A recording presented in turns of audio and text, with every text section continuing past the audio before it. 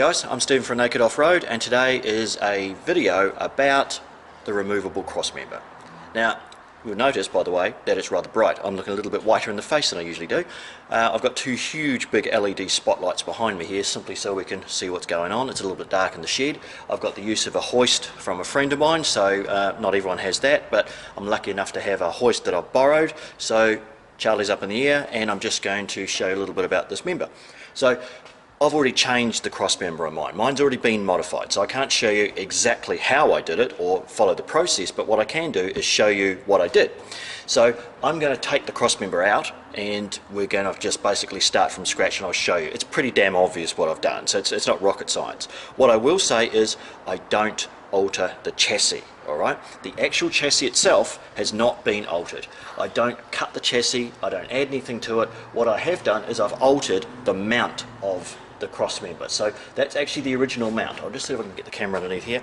That is the original mount right there. So that's part of it, and this is the original crossmember. It's simply been cut right through here. So the first stage is obviously take the engine mounts out, the gearbox mounts out, support the gearbox, and then just put a saw straight through the crossmember level with the chassis. So that's the first stage of it, right?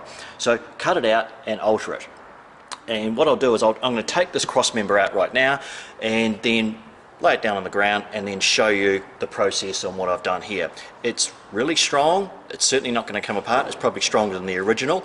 So let's go on to the next stage. Let's take this thing out. So the first stage is take off the gearbox mounts and support the gearbox. So you can leave the gearbox unsupported at the moment, take the mounts out, which is a pretty simple process. I'm just going to put a stick underneath, a large pole underneath the gearbox, drop the hoist down, it'll support it. That's pretty much it. So let's get on to that.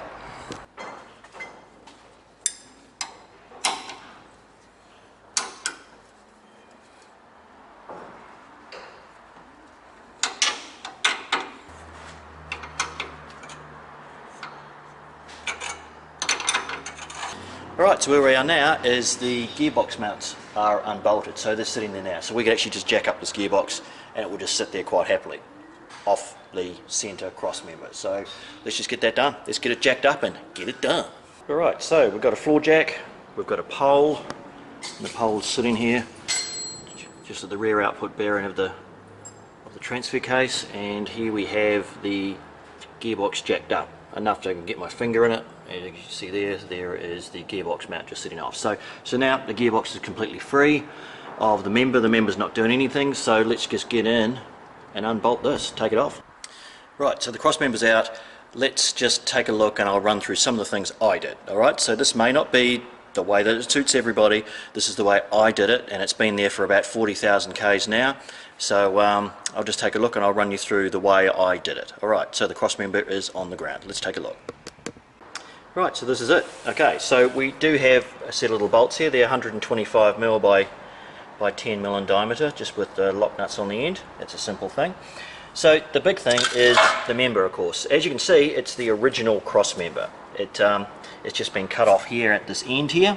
So a saw has been put through. Basically, that is exactly that point there where the chassis was. On the end here, there's just some plates welded up. So the plates, I just used some 3mm plate. Let's face it, the chassis itself is made out of 2mm, so I was larger than that. So this is the chassis section. So you can see the chassis above it here. This is the end of the crossmember, the original end of the crossmember. You can see where it's just been sliced straight off with a disc grinder, just a cut-off saw. No big deal. What you will notice is two holes in it, so that's the original chassis or crossmember, as I said, two holes drilled in it. The big difference, all I've done is I've welded two crush tubes in the centre. So you can actually see here, there's two little tubes, just two little bits of pipe welded on the inside, which is a little bit of a challenge, welded on the inside. So basically I can ramp up these bolts as much as I like and it will not squash the crossmember at all. So basically that's pretty much it. That's all there is to it. So what I'll do now is just bolt it back on again. It only takes about 15 minutes, so I'll bolt it back on and we'll show you how quick it can go back together again. Pretty simple.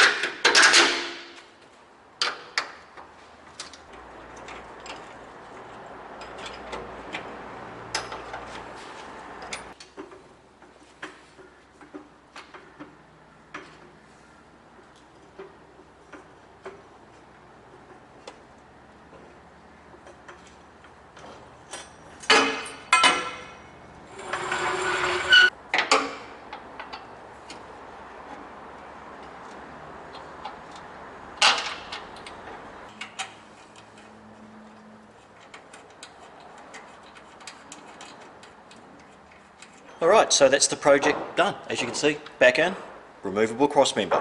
Pretty simple stuff, I think, you know, not rocket science. And it means that in the event of a problem, and as you know I have a gearbox I carry in the back of Charlie, the old Land Rover, so if I get a problem on the side of the road or in a remote location, I can now just simply drop out the crossmember and this whole gearbox and transfer drops out the bottom. That's good shit. That is the way it should be. Should have been this way always. Anyway, that is the removable crossmember. You may have a better way of doing it. I don't know. A few people have asked me how I did mine. That's how I did mine, and that's what I'm saying. This is how I did mine. You want to do yours different? Fine.